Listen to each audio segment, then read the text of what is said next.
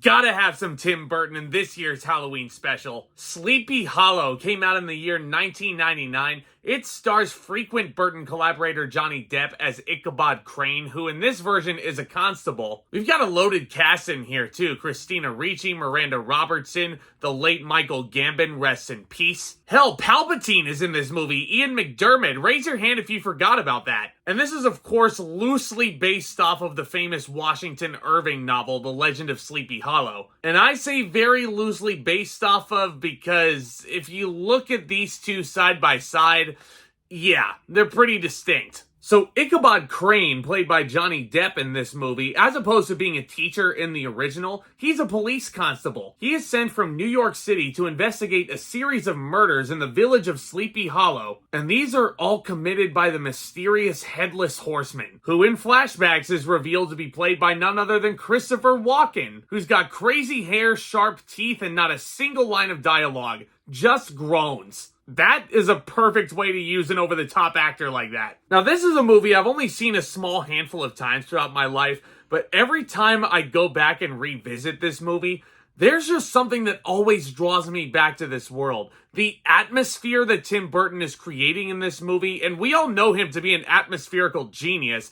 It's unreal in this flick. The moody gothic atmosphere, the dry colors, the buildings are just so mundane looking. I'm just speaking in terms of color though. Everything about this atmosphere, the foreboding sense of doom that we see in this flick, it is creepy beyond compare. And I'm so appreciative that Tim Burton decided to go with mainly black and white as his color because it really makes the red of the blood stand out. Because yeah, even though a lot of the effects and the blood looks very fake in hindsight, when you put that red viscous fluid up against these dry colors, yeah, it's gonna stand out. And I really appreciate the whole whodunit vibe with this. I think the mystery of trying to figure out who's behind all of these crimes and who's behind bringing the Headless Horseman out of this tree or whatever, yeah, it's a very ambitious take on this. And with over-the-top performances from guys like Walken, McDiarmid, the late Richard Griffiths as well, all of it is very, very, very fun to watch. Every actor in this movie is bringing it. It's always so jarring to look back on this movie, and we know how hammy of an actor Johnny Depp can be, especially when he's playing a pirate. But compared to guys like Walken and McDiarmid, Depp is very grounded in this role. And he's very humble, very down-to-earth, very likable as a hero. And he shares phenomenal chemistry with Christina Ricci, who is great in this. But I will say that does lead me to a big issue that I have with Sleepy Hollow.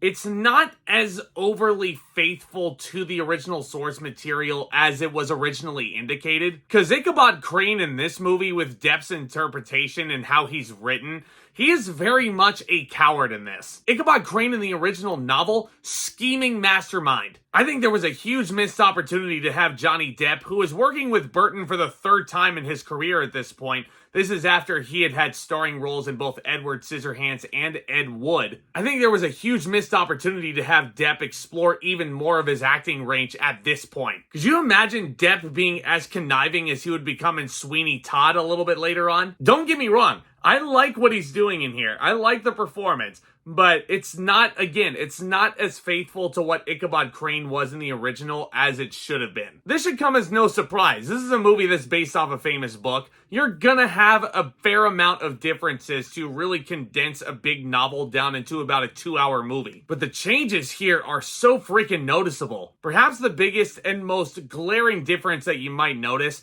the Headless Horseman is presented as a tangible thing. Everybody who resides within Sleepy Hollow pretty much knows this thing exists, but the Headless Horseman, as cool as he looks in this movie, way creepier in the original book, because this is an implied legend. This is horror that is left up to the imagination. It is subjective horror. We don't know what this thing looks like or how terrifying it looks like, which to me makes him all the more frightening. And also, hence the name. the legend of Sleepy Hollow, because the Headless Horseman is a legend. And again, that's not to knock anything they're doing in this movie. Christopher Walken, again, so entertaining to watch in the minimal screen time he has. The motion capture by Ray Park and these action sequences with the Headless Horseman are really freaking cool. And not to mention, you have a phenomenal Danny Elfman score to boot, and it just makes this whole situation all the more epic. But yeah, I think the issues with Sleepy Hollow, when you look back on it almost 25 years after its initial release, they're pretty noticeable. Even though a lot of these movies that are based on novels will have their differences, this one, it is very apparent that this is a very different take on this story. And yeah, some of this CGI doesn't really hold up as well. I gotta be honest. The windmill exploding might have been a practical on set, but when it actually does burst into flames, it looked super fake to me. I'm sorry. And I've already talked about the blood and how it really stands out and how it definitely looks fake as opposed to everything else. A lot of these undead creatures and a lot of the beheadings that you see definitely don't look as convincing as they should. But that's not to say that all the effects in Sleepy Hollow are bad. I loved the look of the Headless Horseman, and I loved how creepy this whole vibe is. And even though this definitely has great central performances from Depp, Gambon, Ricci, Richardson, and it definitely is a very entertaining movie, it definitely feels like that there was potential left on the cutting room floor. Tim Burton, I feel like, definitely could have made this movie so much scarier than it turned out. And I think with a little bit more time and a little bit more development, this could have been one of the scariest adaptations I think we've ever gotten. But as it sits, still a pretty entertaining watch. I'm going to give Sleepy Hollow a B+.